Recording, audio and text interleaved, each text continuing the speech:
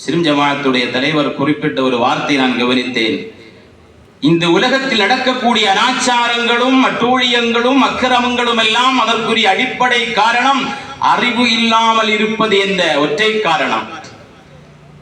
அதை நிவர்த்தி செய்வதற்காக வேண்டிதான் நம் இஸ்லாமிய பெண்மணிகளுக்கு கல்வி கொடுக்கப்பட்டு விட்டால் அந்த கல்வியின் மூலமாக அனாச்சாரங்கள் ஒழியும், அட்டூழியங்கள் ஒழியும்,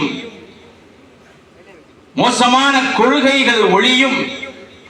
இந்த உலகத்திலே, அதிலும் குறிப்பாக நம்முடைய தமிழகத்திலே, அதிலும் குறிப்பாக நம்முடைய கோட்டாறு நகரத்திலே கிட்டத்தட்ட ஒரு 50 ஆண்டுகளுக்கு முன்னால் எல்லா மக்களும் ஒற்றுமையாக அஹ்லுஸ் சுன்னத் வல் ஜமாஅத்துடைய அந்த உண்மையான அடிப்படை கொள்கையின் அடிப்படையில் வாழ்ந்து வந்தோம்.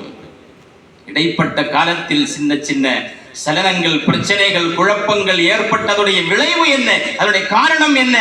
அறிவு இல்லாமல் இருந்தது என்ற ஒற்றை காரணம். இந்த நேரத்தில் மார்க்கத்தை முறையாக நம்முடைய பெண்மணிகள் படித்தால், குர்ஆனை முழுமையாக உண்மையாக முறையாக படிக்க வேண்டிய முறையில் நம்முடைய இஸ்லாமிய பெண்மணிகள் படித்தால், ஒரு பெண்ணும் ஒரு கட்டத்திலும் அஹ்லுஸ் சுன்னத் வல் ஜமாஅத்தை விட்டும் வெளியில் நிற்க மாட்டார். உலகத்தில் வாழ்ந்து மறைந்த சஹாபாக்கள் எல்லாம் இந்த உலகத்தில் சொல்லிக் கொடுத்த கொள்கை என்பது அஹ்லுஸ் சுன்னத் வல் ஜமாஅத் தான். உலகத்தில் நம்முடைய கைகளிலே இன்று கிடைக்கக்கூடிய ஹதீஸுடைய கிரந்தங்கள் இருக்கிறது. ஹதீஸுடைய கிரந்தங்களை, ஹதீஸ் தொகுப்பு நூல்களை உலகத்திற்கு தந்த முஹத்திஸீன்கள் எல்லாம் இந்த உலகத்தில் சொன்ன கருத்து அஹ்லுஸ் சுன்னத் வல் ஜமாஅத். சில ஆட்கள் ஏதாவது சொன்னா சஹீஹுல் புகாரில வருதா அப்படின்னு கேட்கிறாங்களே, அந்த இமாம் புகாரி ரலியல்லாஹு அன்ஹு அவர்கள் யார்? 100க்கு 100 அஹ்லுஸ் சுன்னத் வல் ஜமாஅத்துடைய கொள்கையின் அடிப்படையில் வாழ்ந்தவர்கள். ஒரே ஒரு சின்ன ஒரு செய்தியை சொல்லுகிறேன். இமாம் புகாரி ரலியல்லாஹு அன்ஹு சொல்கிறார்கள், நானும் என்னுடைய தாயாரும் என்னுடைய சகோதரரும் ஹஜ்ஜிற்கு சென்றோம். ஹஜ் முடிந்து நாங்கள் புண்ணிய மதீனாவிற்கு வந்தோம். சய்யிதுனா முஹம்மதுர் ரசூலுல்லாஹி ஸல்லல்லாஹு அலைஹி வஸல்லம் உடைய திரு ரௌலா ஷரீஃபை ஜியாரத் செய்வதற்காக மதீனாவிற்கு வந்தோம். மதீனாவுடைய ஜியாரத் முடிந்ததற்கு பிறகு என்னுடைய தாயும் என்னுடைய சகோதரரும் அவருடைய ஊருக்கு சென்று விட்டார்கள். நான் மதீனாவிலேயே தங்கி இருந்தேன். அந்த மதீனாவில் கண்மணி ரசூலுல்லாஹி ஸல்லல்லாஹு அலைஹி வஸல்லமுடைய புனிதமான ரௌலா ஷரீஃபிற்கு முன்னால் அமர்ந்து நிலா வெளிச்சம் உள்ள இரவுகளில், வானத்தில் நிலாவுடைய வெளிச்சம் உள்ள இரவுகளில் கண்மணி ரசூலுல்லாஹி ஸல்லல்லாஹு அலைஹி வஸல்லமுடைய ரௌலா ஷரீஃபிற்கு முன்னால் அமர்ந்து கொண்டு நான் சஹீஹுல் புகாரியுடைய பாடங்களுடைய அந்த பாடங்களை, சஹீஹுல் புகாரியுடைய ஹதீஸ்களை கோர்வை செய்து, புகாரியில் உண்டா, புகாரியில் வருகிறதா, புகாரியில் ஆதாரம் உண்டா என்று கேட்கக்கூடிய என் பாசத்திற்குரிய சகோதரர்கள், இமாம் புகாரி ரலியல்லாஹு அன்ஹுடைய கொள்கை என்ன? அது அஹ்லுஸ் சுன்னத் வல் ஜமாஅத்துடைய கொள்கை. எனவே அந்த கொள்கையின் அடிப்படையில் எப்படி 1985ற்கு முன்னால் நம்முடைய தமிழகம் அஹ்லுஸ் சுன்னத் வல் ஜமாஅத்துடைய கொள்கையின் அடிப்படையில் ஒற்றுமையாக வாழ்ந்தோமோ, அதே ஒற்றுமையான வாழ்க்கையை இனியும் நமக்கு தொடர வேண்டும் என்று சொன்னால் அந்த 85ற்கு முன்னால் இருந்த அந்த ஒரு நிலைமையில் நாம் மீண்டு வர வேண்டும். அதற்குரிய முதல் அடிதான் நம்முடைய கோட்டாரிலே தொடங்கப்பட்டு இன்று பட்டம் வழங்கப்பட இருக்கக்கூடிய ஹலீமத்து சஅதியா என்ற அந்த அரபிக் கல்லூரி. அல்லாஹ் சுப்ஹானஹு வ தஆலா இந்த ஸ்தாபனத்தின் மூலமாக இங்கே ஓதி கொடுக்கப்படக்கூடிய கிதாபுகளுடைய பரக்கத்தை கொண்டு, அதனுடைய முசன்னிப்புகள் ஆசிரியர்களுடைய பரக்கத்தை கொண்டு அல்லாஹ் எல்லா வழிகேடுகளையும் விட்டு நம்முடைய ஊர்களை பாதுகாத்து அஹ்லுஸ் சுன்னத் வல் ஜமாஅத்துடைய அடிப்படையில் வாழக்கூடிய தௌஃபீத்தை நமக்கு தந்தருள் புரிவானாக. இந்த இரவு என்பது ஒரு முக்கியமான இரவு. ரஜபுடைய கடைசி இரவு அல்லவா? இமாம் ஷாஃபிஈ ரலியல்லாஹு அன்ஹு அவர்களுடைய நினைவு தினமாக இருக்கக்கூடிய இரவு. இமாம் ஷாஃபிஈ ரலியல்லாஹு அன்ஹு சாதாரணமானவர்கள் அல்ல. தன்னுடைய வாழ்நாள் முழுவதையும் இஸ்லாமிய மார்க்கத்துடைய பிரச்சாரத்திற்காக வேண்டி குர்ஆன் ஹதீஸிலிருந்து சட்டங்களை தொகுத்து கியாமத் நாள் வரை இந்த உலகத்தில் வர இருக்கக்கூடிய மக்களுக்கு பின்பற்றக்கூடிய வகை செய்த ஒரு மிகப்பெரிய மகான் இமாம் ஷாஃபிஈ ரலியல்லாஹு அன்ஹு அவர்கள். கண்மணி நாயகம் ஸல்லல்லாஹு அலைஹி வஸல்லம் ஒரு ஹதீஸிலே சொல்கிறார்கள், லா தசுப்பு குரைஷா, நீங்கள் குரைஷ் கோத்திரத்தை குறை சொல்லாதீர்கள். ஃபஇன்ன ஆலிமஹா யம்லஉ திபாகல் அர்தி இல்மா, அந்த குரைஷ் கோத்திரத்திலே ஒரு ஆலிம் யம்லஉ அவர் நிரப்புவார், திபாகல் அர்தி இல்மா இந்த பூமியுடைய எல்லா பகுதிகளையும் தன் இல்மால் நிரப்புவார். இந்த ஹதீஸ்ல யாருன்னு சொல்லப்படவில்லை. ஆலிமு குரைஷ், குரைஷி கோத்திரத்தில் ஒரு ஆலிம் என்று தான் சொல்லப்பட்டது. இந்த ஹதீஸில் அந்த சொல்லப்பட்ட நபர் யார், அதற்கு யார் விளக்கம் சொல்லணும்? அந்த துறையை சார்ந்தவர்கள் விளக்கம் சொல்ல வேண்டும். இமாம் அஹ்மது பின் ஹம்பல் ரலியல்லாஹு அன்ஹு அவர்கள் யார்?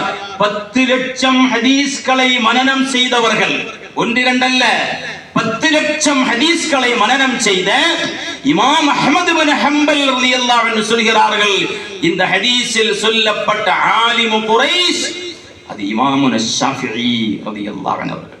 கொஞ்சம் சிந்தித்து பார்க்க வேண்டும். மதுஹபுடைய இமாம்களை, குர்ஆனையும் ஹதீஸையும் விளக்கி தந்த இந்த சமூகத்திற்காக வேண்டி தன்னுடைய வாழ்க்கைகளை அர்ப்பணித்த இமாம்களை குறை சொல்லக்கூடிய சகோதரர்கள் கொஞ்சம் சிந்தித்து பார்க்க வேண்டும். நாம் யாரை குறை சொல்கிறோம், நம் நிலை என்ன என்பதை நாம் சிந்தித்து பார்க்க வேண்டும். ஒரே ஒரு செய்தியை சொல்லி இன்ஷா அல்லாஹ் முடித்துக் கொள்கிறேன். இமாம் ஷாஃபிஈ ரலியல்லாஹு அன்ஹு பகதாதிற்கு செல்கிறார்கள். 2 தடவை பகதாதிற்கு போயிருக்கிறாங்க. ஷாஃபி இமாமுடைய வரலாறு நீண்ட வரலாறு. இமாம்களுக்கு மத்தியிலே இந்த அளவிற்கு ஒரு இமாமை பற்றி கிதாபுகள் எழுதப்பட்டிருக்கிறது என்று சொன்னால் இமாம் ஷாஃபி ரலியல்லாஹு அன்ஹு பற்றி மட்டும்தான். அந்த அளவுக்கு அதிகமான கிதாபுகள் இமாம் ஷாஃபி ரலியல்லாஹு அன்ஹு பற்றி எழுதப்பட்டிருக்கிறது. பகதாதிற்கு செல்கிறார்கள் இமாம் ஷாஃபிஈ ரலியல்லாஹு அன்ஹு அவர்கள். அங்கே தங்கி இருக்கிறார்கள். அங்கேதான் அஹ்மது பின் ஹம்பல் ரலியல்லாஹு அன்ஹு ஷாஃபி இமாமுடைய மாணவர். அஹ்மது பின் ஹம்பல் ரலியல்லாஹு அன்ஹு அவங்க தன்னுடைய மகன்கிட்ட எல்லாம் அடிக்கடி இமாம் ஷாஃபிஈ ரலியல்லாஹு அன்ஹுடைய சிறப்பை பற்றி சொல்லுவாங்க.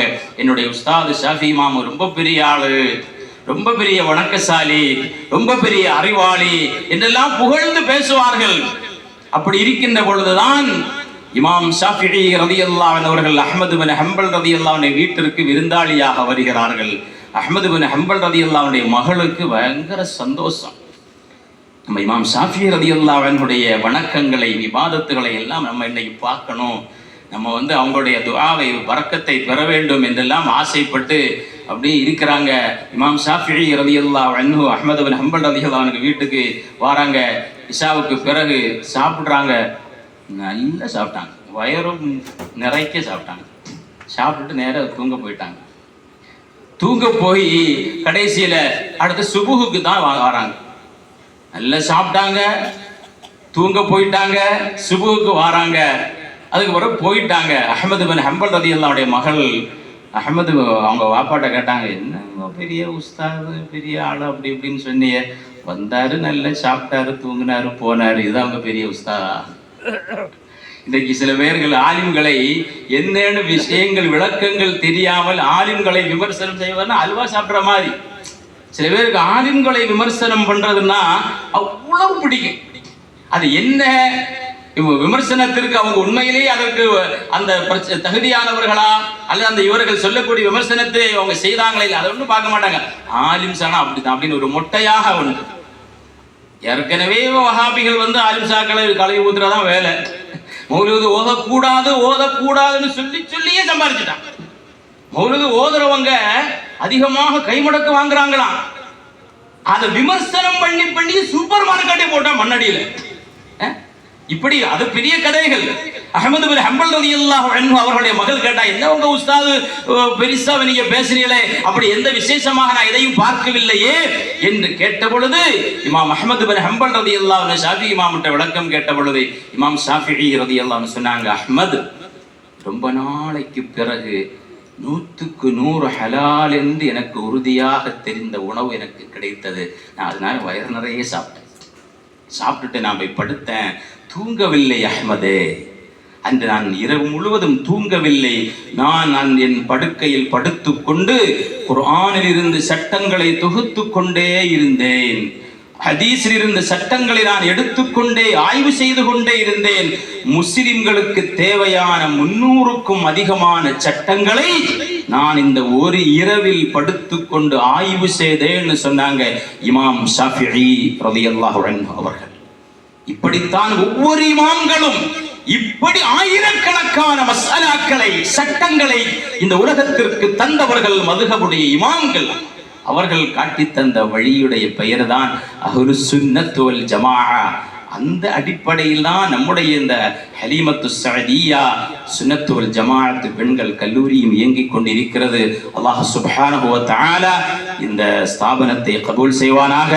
சிறப்பான முறையிலே உரை நிகழ்த்துவதற்காக வேண்டி நம்முடைய தங்கள் ஹஸரத் அவர்கள், நம்முடைய மாவட்ட ஜமாஅத்துல் உலமாவுடைய தலைவர், நம்முடைய ஆசிரியர் பெருந்தகை ஹஸரத் அவர்கள், அதே போல சிறப்புரை நிகழ்த்துவதற்காக வேண்டி கோவையிலிருந்து வருகை தந்திருக்கக்கூடிய அப்துல் அசீஸ் ஹஸரத் அவர்கள் எல்லாம் இங்கே உரை நிகழ்த்த உள்ளார்கள். அல்லாஹ் சுப்ஹானஹு வ தஆலா இந்த மஜ்லிஸின் மூலமாக, இந்த நிகழ்வின் மூலமாக நம்முடைய ஈமானை அல்லாஹ் அதிகமாக்கி தந்தருள் புரிவானாக. இங்கே பட்டம் வாங்க இருக்கக்கூடிய மாணவிகளை அல்லாஹு தஆலா உஹ்ரவியான ஆலிமாக்களாக அல்லாஹு தஆலா ஆக்கி அருள் புரிவானாக.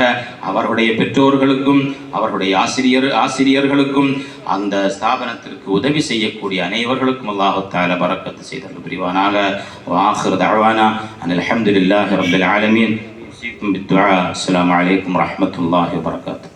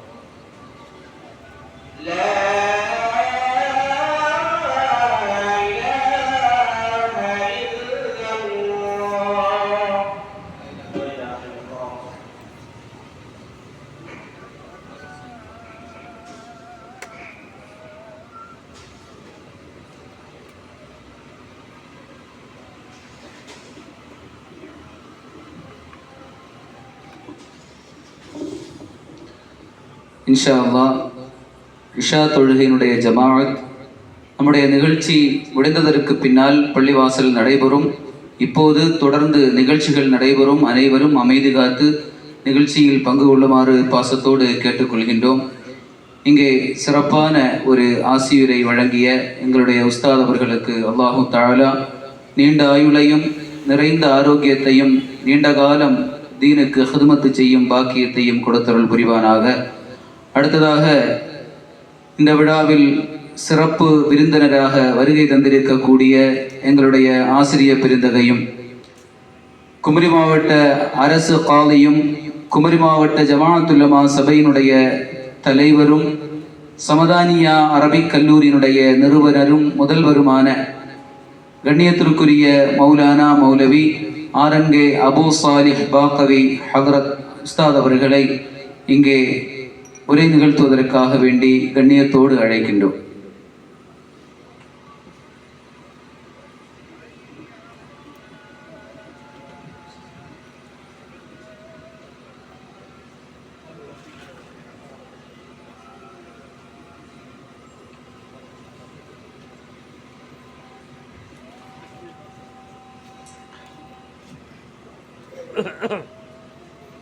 Alhamdulillah. Wassalatu wassalamu ala rasulillah wa ala alihi wa sahbihi. Ya sahabul waqti a'id bihkum ya abdurrahmankum ya sahabul waqti a'id bihkum ya abdurrahmankum ya sahabul waqti a'id bihkum ya abdurrahmankum Allahumma jal fi hadha min tasira Allahumma jal fi hadha min tasira Allahumma jal fi hadha min tasira Allahumma anta khalis alayh Allahumma anta khalis alayh Allahumma anta khalis alayh. Alhamdulillah. அல்லாஹ்வுடைய பெருங்கிருபையினால் கோட்டாரில் 4 ஆண்டுகளுக்கு முன்பு ஆரம்பிக்கப்பட்ட ஹலிமத்து சாதியானுடைய முதலாவது பட்டமளிப்பு விழாவில் நாம் இங்கு வருகை தந்திருக்கின்றோம். இந்த விழாவுக்கு வருகை தந்திருக்கக்கூடிய மரியாதைக்குரிய நமது மாவட்டத்தினுடைய மணிவிளக்கு சாதாத்து பங்களவரை வருகின்றிருக்கின்றார். ஒரு மஜ்லிஸில் சேனா உமர் காயல்படுத்தி அடங்கப்பட்ட உமர் காயலுடைய இருந்தால் ஒரு மஜ்லிஸ் நடத்துவாங்கன்னு சொன்னால் கொஞ்சம் எங்கே இருந்தாவது ஒரு சின்ன பிள்ளை சாதாத்தையாவது பிடிச்சி கொண்டு வச்சுருவாங்களாம். காரணம் அந்த மஜ்லிஸு கபூருடைய அலாமத்துக்காக வேண்டி. ஆகையினால் இங்கு வருகை தந்திருக்கக்கூடியவர்கள் புகாராவுடைய சாதாத்தை சார்ந்த அப்துல் ரஹ்மான் தங்கல் அவர்கள் மட்டுமல்ல, நான் இது வரைக்கும் நான் எங்கேயும் பார்த்ததே இல்லை. அவங்க வரும்பொழுது எல்லா கூட்டத்துக்கும் போவாங்க, எல்லா பக்கம் போவாங்க, வருவாங்க, தனியத்தான் போவாங்க, தனியத்தான் வருவாங்க. இந்த ஹலிமத்து சாதாத்து என்ன அன்பு தெரியல எனக்கு.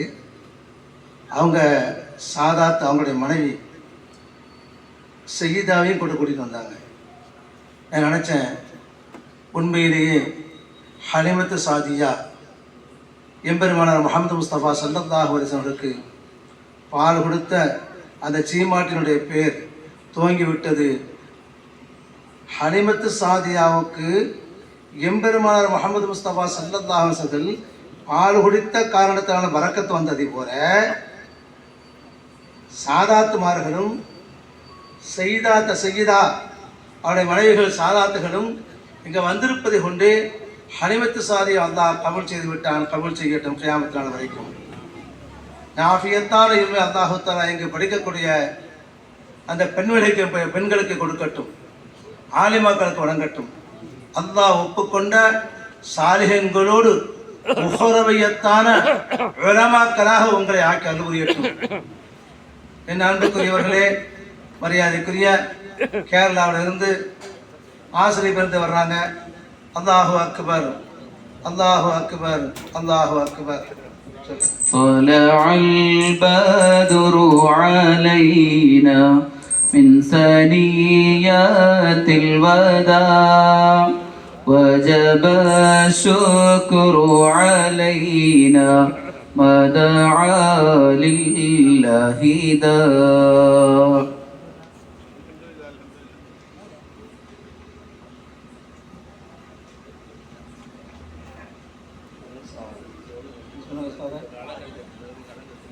அல்ஹம்துலில்லாஹ். அடுத்ததாக இந்த கூட்டத்திற்கு கோவையிலிருந்து நாடறிந்த பேச்சாளர் சிறப்புரை ஆற்றுவதற்காக வேண்டி இங்கு வருகின்றிருக்கின்றார்கள். மரியாதைக்குரிய அப்துல் அசீஸ் பாக்கி அவர்கள். அல்லாஹு தஆலா அவர்களுக்கு பரிபூர்ண சுகத்தை கொடுக்கட்டும். தீனுடைய ஹிதமத்தை செய்யக்கூடிய பணியை அல்லாஹு தஆலா ஆழமாக அவர்களுக்கு நசீவாக்கட்டும். மரியாதைக்குரிய வரலாற்று நிறைந்த மஜ்லிஸ், என் அன்புக்குரிய இஸ்லாமிய சகோதரர்களே, இந்த மதரசாவுடைய நிர்வாகிகளே, மரியாதைக்குரிய கோட்டாருடைய ஜமாத்தினுடைய நிர்வாக பெருமக்களே, எங்களை ஈண்டெடுத்த தாய்மார்களே, மாணவ கண்மணிகளே, உங்கள் அனைவருக்கும் என் உள்ளங்கணிந்த சலாத்தினை தெரிவித்துக் கொள்கின்றேன். அஸ்ஸலாமு அலைக்கும் வரஹ்மத்துல்லாஹி தஆலா வபரகாத்துஹு.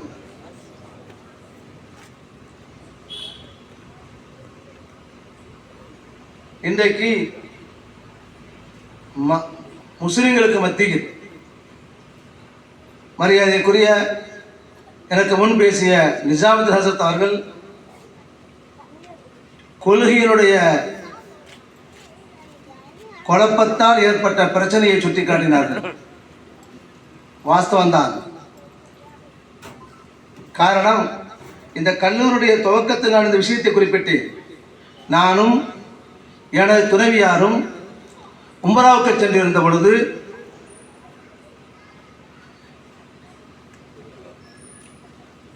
தாயிஃபில் சியாரத்துக்காக போயிருந்த பொழுது எனது மனைவி மீண்டும் சியாரத்துக்கு வர வேண்டும் என்ற எண்ணத்தோடு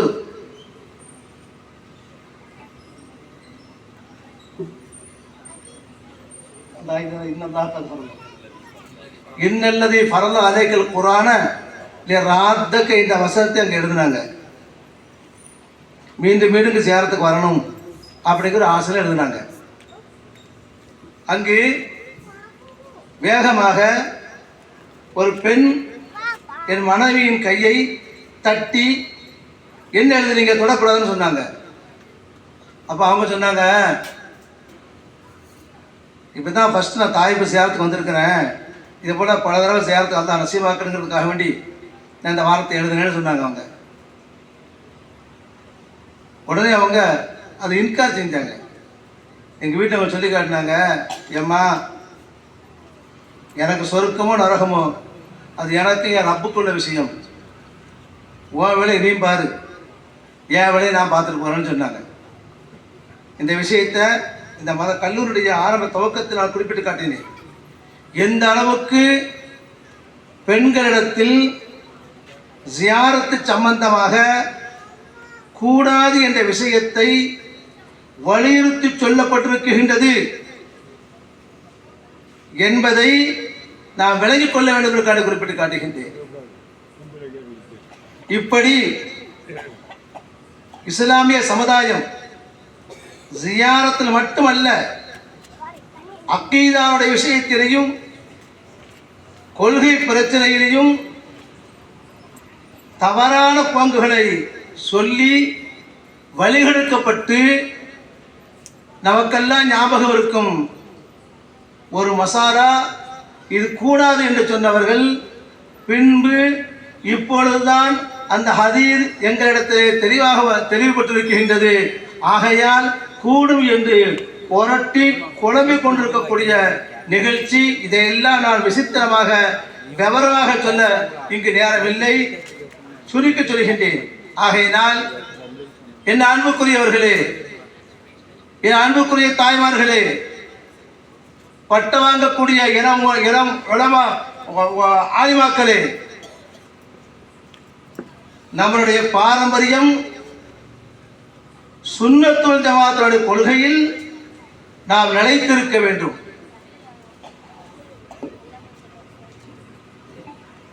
உங்களுக்கு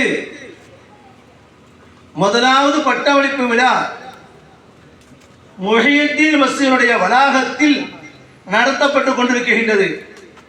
காரணம், கௌசுல்லாஹ் முஹியுத்தீன் நாண்டகி ரலியல்லாஹு தஆலா அன்ஹு, கௌசுல்லாஹ் முஹியுத்தீன் அப்துல் காதிர் ரலியல்லாஹு தஆலா அன்ஹு அவர்களை கொண்டு எப்படி இந்த மார்க்கம் ஹயாத்தானதோ அதே போன்று உங்களை கொண்டும் இந்த மார்க்கம் ஹயாத்தாக வேண்டும், அக்கீதா நடக்க வேண்டும். கௌசுல்லாஹ் முஹையீன் நாண்டஹி போன்ற அவுலியாக்களுடைய ஜியாரத்து கண்ணியப்படுத்தப்பட வேண்டும், ஜியாரத்து செய்ய வேண்டும். ஜியாரத்து கூடாது என்பவரிடத்தில் சுன்னத் என்பதை அடித்து நீங்கள் சொல்ல வேண்டும் என்பதற்காக வேண்டித்தான் முஹையீன் மஸ்ஜிதை தேர்வு செய்யப்பட்டிருக்கின்றது. என் அன்புக்குரியவர்களே, அது மட்டுமல்ல, ஒரு பெண் சீராகிவிட்டால், தாய்மார்கள் சீராகிவிட்டால் சமுதாயம் சீராகிவிடும். யோசித்து பாருங்கள். கௌசுல் ஆலம் முஹையீன் அப்துல் காதிர் ஜீலானி ரலியல்லாஹு தஆலா அவர்கள் குத்துபுல் அக்தாபாக ஆகுவதற்கு காரணம் அவர்களுடைய தாய் அவர்கள் செய்த உபதேசம் என்னது? ஒரு சின்ன வார்த்தை தான் சொன்னாங்க. மகனே, நீ கல்வி முடிப்பதற்காக நீ பெறப்பட்டு செல்கின்றாய், உனக்கு நான் சில திருகங்களை தருகின்றேன். இந்த திருகத்தை உன் இடது பக்கத்தில் வச்சு துணியில வச்சு தச்சு வச்சிருக்கிறேன், பத்திரமா வச்சுக்கோன்னு சொல்லி அனுப்பினாங்க. சொல்லி அனுப்பிட்டு என்ன சொன்னாங்க தெரியுமா? தெரிஞ்ச விஷயம்தான். எக்காரணத்தை கொண்டு நீ போய் சொல்ல வேண்டாம்னு சொன்னாங்க. இந்த ஒத்த வார்த்தை, இந்த ஜாமியான வார்த்தை எம்பெருமானார் முஹம்மது முஸ்தபா ஸல்லல்லாஹு அலைஹி வஸல்லம் லா யஸ்னி ஸானி ஹீன யஸ்னி வஹு முஃமினுன், லா யஷ்ரிபு ஷாரிபு ஹீன யஷ்ரிபு வஹு முஃமினுன், லா யக்திபு காதிபு என்று சொல்லவில்லை. லா யஸ்ரிபு ஸாரிகு ஹீன யஸ்ரிகு வஹு முஃமினுன் சொல்லி காட்டினார்கள். மூன்று பெரும் பாவத்தை குறிப்பிட்ட எம்பெருமானார் முஹம்மது முஸ்தபா ஸல்லல்லாஹு அலைஹி வஸல்லம், ஒரு தவறு ஜினா செய்வது, விபச்சாரம் செய்வது. விபச்சாரம் செய்யக்கூடியவன் விபச்சாரம் செய்ய மாட்டான், அவன் மூமினாக இருக்கும் நிலைமையில். திருடுவன் திருட மாட்டான், மூமினாக இருக்கும் நிலைமையில். குடிப்பவன் குடிக்க மாட்டான், மூமினாக இருக்கும் நிலையில் என்று சொன்ன எம்பெருமானார் முஹம்மது முஸ்தபா ஸல்லல்லாஹு அலைஹி வஸல்லம் மூன்று விஷயங்களை, ஜினாவை குறிப்பிட்டார்கள், சுருபை குறிப்பிட்டார்கள், சிறுத்தத்தை குறிப்பிட்டவர்கள். கிதுபை சொல்லவில்லை. லா யக்திபுல் காதிபு ஹீன யக்திபு வஹு முஃமின் என்று ரசூலுல்லாஹ் சொல்லி காட்டல. காரணம், கிதுபு இருக்கின்றதே, பொய் இருக்கின்றதே, அது ஈமானையே கரித்துவிடும் என்பதற்காக வேண்டித்தான் அதை சொல்லவில்லை. மற்ற விஷயங்களை கொண்டு தௌபான் மூலமாக மீண்டு விட முடியும் என்பதற்காக வேண்டி எம்பெருமானார் முஹம்மது முஸ்தபா ஸல்லல்லாஹு அலைஹி வஸல்லம் அந்த மூன்று விஷயத்தையும் குறிப்பிட்டவர்கள் கிதுபை சொல்லி காட்டவில்லை.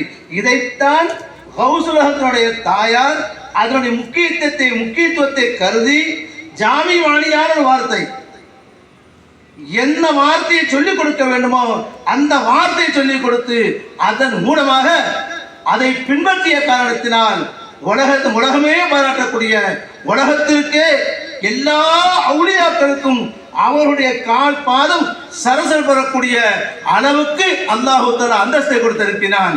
ஆகையினால் என் தாய்மார்களே, நீங்கள் சீரானால் உங்கள் குடும்பம் சீராக என்பதற்காக சொல்லி காட்டுகின்றேன். யோசித்து பாருங்கள். நாம் கேள்விப்பட்ட சரித்திரம் தான். சையதுனா உமர் ஃபாரூக் ரலியல்லாஹு தஆலா அவர்கள், சையதுனா உமர் ஃபாரூக் ரலியல்லாஹு தஆலா அவர்கள் ஆரம்ப நேரத்தில் உருவிய வாளோடு வேகமாக புறப்பட்டு சென்றார்கள். வழியில் ஒருத்தர் நிறுத்தி கேட்கிறாரு, எப்பா எங்க போறேன்ட்டு. அதான் ஒருத்தர் முகமது வந்திருக்காரமில்ல, சில புது புது விஷயங்களா சொல்லி கொடுக்காரமில்ல, அவருடைய தலை எடுக்க போறேன்னு சொன்னார். முதல்ல முகமது தலை எடுக்கணும். முதல்ல உன் வீட்டை ஊத்துப்பார், உன் சகோதரியை பார், அவங்க முஸ்லீமா இருக்காங்களே, சமூகம் தெரியும் தானே. வந்தாங்க, வீட்டை தட்டாங்க, கதவை தட்டாங்க, திறக்கப்பட்டது. அவர்கள் இஸ்லாத்தை ஏற்றுக்கொண்ட விஷயத்தை விளங்கினார்கள், கடுமையாக அடித்தார்கள். இந்த விஷயம் எல்லாம் கேள்விப்பட்டிருக்கின்றோம். அந்த பெண்மணி சொன்ன வார்த்தை என்ன? உமரே, உமரே, நீ எந்த தகப்பனுக்கு பிறந்தாயோ அதே ஹத்தாவுக்குத்தான் நான் பிறந்திருக்கின்றேன். உனக்கு இருக்கக்கூடிய வீரம் எனக்கு உண்டு. எதற்காக நீ என்னை தாக்கி அடிக்குகின்றாய்? நான் என்ன தவறு செய்தேன்? சத்திய மார்க்கத்தை ஒப்புக்கொண்டது தப்பா? முஹம்மது நபியை ரசூல் என்று ஒத்துக்கொண்டது தப்பா? அல்லாஹ்வுக்கு கொடுக்கப்பட்ட அல்லாஹ்வால் கொடுக்கப்பட்ட அந்த குர்ஆனை ஓதுவது தப்பா என்று வீர வளர்த்து விட்ட காரணத்தினால் சையதுனா உமரே ஃபாரூக் ரலியல்லாஹு தஆலா அவர்கள் உமரே ஃபாரூக்காக ஹலீஃபா சாலியாக மாற்றுவதற்கு காரணம் அவர்களுக்கு பின்னால் இருந்த அவருடைய சகோதரி என்பதை நாம் விலகிக் கொள்ள வேண்டும். ஆகையினால் பெண்கள் சரியாகிவிட்டால் பெண்கள் மார்க்கத்தை முருக பற்றி விடுத்துக் கொண்டால் தீன ஹயாத்தாகிவிடும், வழிகளை பார்க்க முடியாது என்பதற்காக குறிப்பிட்டு காட்டுகின்றேன். நமது மாவட்டத்தில் நான் காது கொடுத்து கேட்டிருக்கிறேன். கேட்டு பாருங்க, அண்ணா இருக்காரு பூனா சாலிவன் அண்ணன், அவருக்கு தெரியும் 9 ரூபா எப்படி தாளாட்டவங்கன்னு கேட்டு பாருங்க. முஹீதின் மாலையை படித்து தாளாட்டிய காலம் உண்டு. முஹீதின் மாலையை படித்து தாளாட்டிய காலம் உண்டு. தாளாட்டுகின்ற பொழுது, குழந்தைக்கு தாளாட்டுகின்ற பொழுது, தூங்கு மகனே தூங்கு என்று சொல்கின்ற பொழுது அருமை நாயகத்தினுடைய முஹப்பத்தை பாடலாக பாடி சொல்லிக் கொடுத்த காலம் உண்டு. மார்க்கத்தினுடைய தத்துவங்களை, கொள்கைகளை சொல்லிக் கொடுத்து உறங்க வைத்த காலம் உண்டு. பால் கொடுக்குகின்ற பொழுது பிஸ்மி சொல்லி பால் கொடுத்த தலையிலே துணி போட்டு பிஸ்மி சொல்லி பால் கொடுத்த தாய்மார்கள் தான் மிகுதம். இன்றைக்கு நமது நிலை என்னாகிவிட்டது?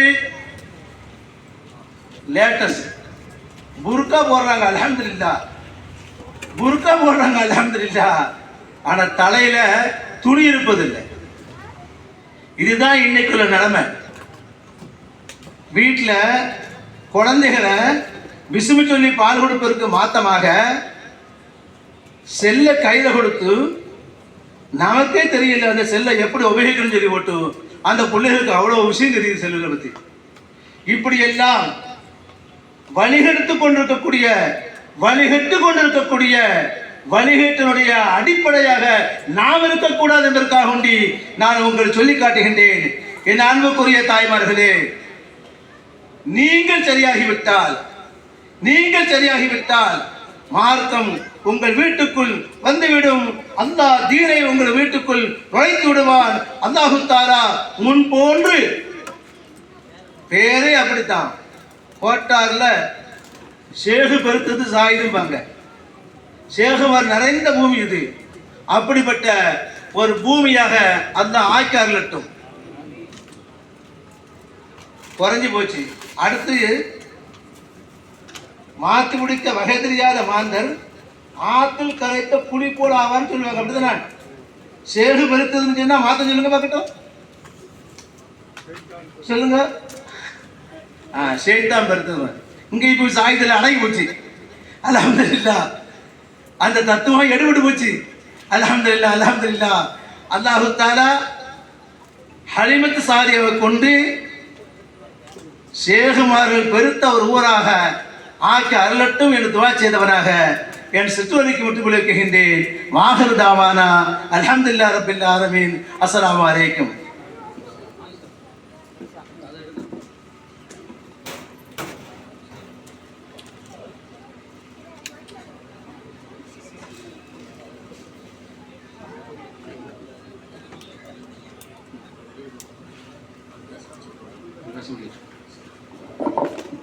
அல்ஹம்துலில்லாஹ். கண்ணியத்திற்குரிய ஹஸரத் அவர்கள் பல அற்புதமான தகவல்களோடு நம்மிடத்தில் உரையாடினார்கள். அல்லாஹு ஹஸரத் அவர்களுக்கு நீண்ட ஆயுளையும் நிறைந்த ஆரோக்கியத்தையும் கொடுத்தருள் புரிவானாக. அவர்களுடைய தீனிய ஹிதுமத்தில் அல்லாஹு பரக்கத் செய்வானாக. இன்ஷா அல்லாஹ். தொடர் நிகழ்ச்சியில் நம்முடைய சிறப்பு பேச்சாளர் மௌலானா மௌலவி அப்துல் அசீஸ் பாக்கவி ஹஸ்ரத் அவர்கள் சுன்னத்துவல் ஜமாஅத் பெண் ஆலிம்கள் காலத்தின் கட்டாயம் என்ற தலைப்பின் கீழ் நம்மோடு உரையாடுகின்றார்கள். அந்த உரையை நிகழ்த்துவதற்காக வேண்டி ஹஸ்ரத் அவர்களை கண்ணியத்தோடு அழைக்கின்றோம்.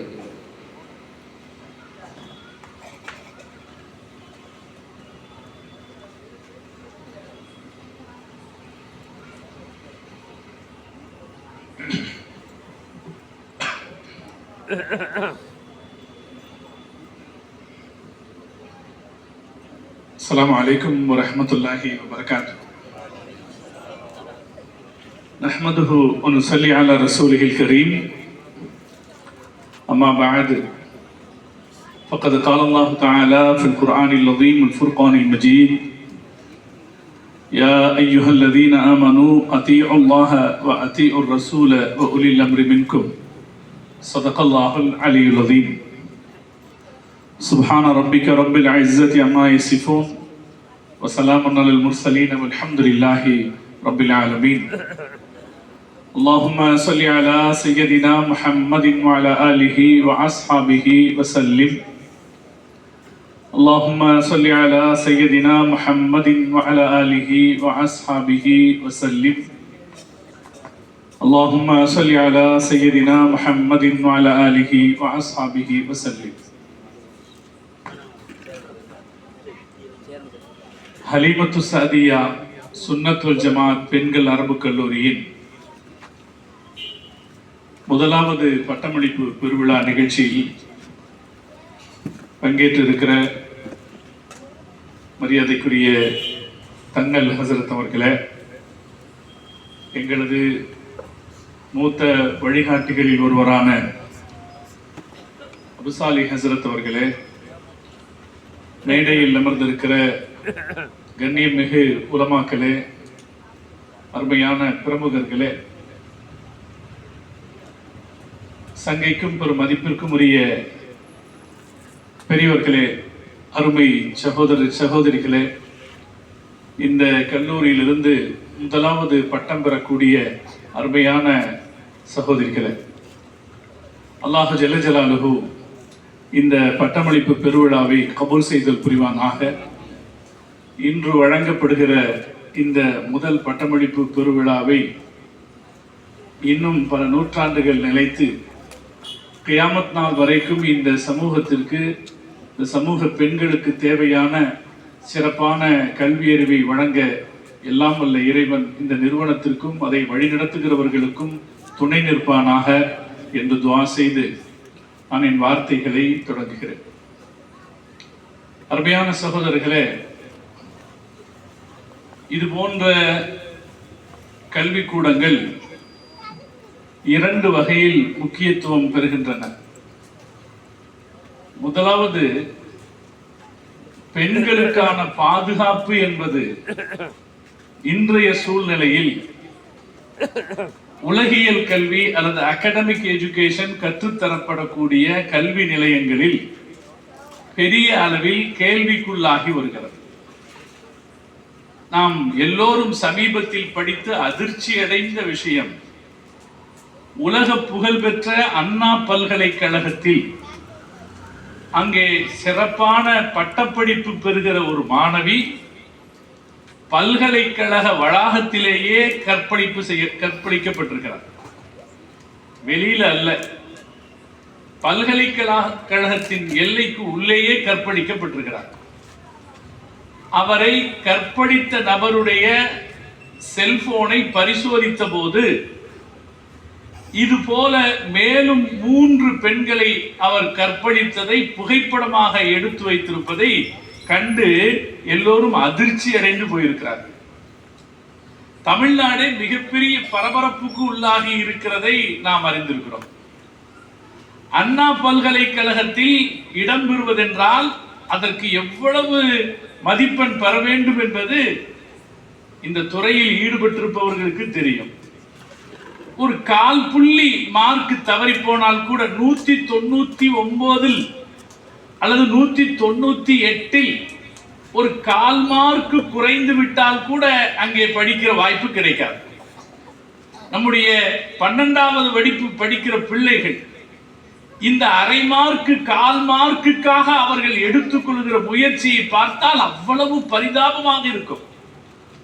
அந்த பிள்ளைகள் மாத்திரமல்ல, அந்த பிள்ளைகளை பெற்ற பெற்றோர்கள் எடுத்துக்கொள்கிற முயற்சி அவ்வளவு பரிதாபகரமானது. இவ்வளவு முயற்சி எடுத்து அந்த கல்லூரியில் படிப்பதற்கு இடம் கிடைத்து விட்டால் அதைவிட பெருமை கொள்வதற்கு வேறொன்று இல்லை என்று நினைப்பதுதான் இன்றைக்கு இருக்கிற உலகம். இந்த அண்ணா பல்கலைக்கழகத்தில் நடைபெற்றிருக்கிற நிகழ்ச்சி அண்ணா பல்கலைக்கழகத்தில் மாத்திரம் நடைபெற்றிருக்கிற நிகழ்ச்சி அல்ல. தமிழகத்தில், தமிழகம் பெண்களுக்கு பாதுகாப்பானது என்று சொல்லப்படுகிற தமிழகத்தில் பெரும்பாலான கல்லூரிகளில் நடக்கக்கூடியது. இந்த கல்லூரிகளுக்கு செல்லக்கூடிய நம் பெண்களுக்கு எந்த அளவில் பாதுகாப்பு இருக்கிறது என்பது, அவர்களது ஒழுக்கத்திற்கும் மானத்திற்கும் எந்த அளவு ஒரு செக்யூரிட்டி உத்தரவாதம் இருக்கிறது என்பது பெரிய அளவுல கேள்விக்குள்ளாகி இருக்கு.